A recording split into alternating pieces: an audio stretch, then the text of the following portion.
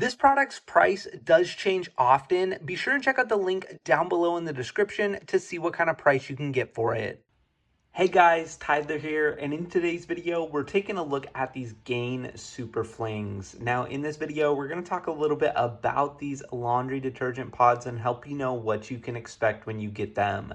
Now, you'll see up here on the front, it says 4 times Oxy, 3 times Febreze, and this is the Dewdrop Dream scent of these laundry pods here. One thing I wanted to point out that I really like a lot is I like the fact that there is this kind of double tab system here to kind of make it harder to open up the top. But once you get the top open here, you can see those are the laundry pods right there. Now, I've actually gone ahead and pulled one out so you can kind of see what it looks like. They are pretty large, actually. I was a little surprised. And if you take a look here at the top, it actually says that one of these larger ones equals 2 of those smaller ones. But I really like the fact that you have this nice, easy to use container here.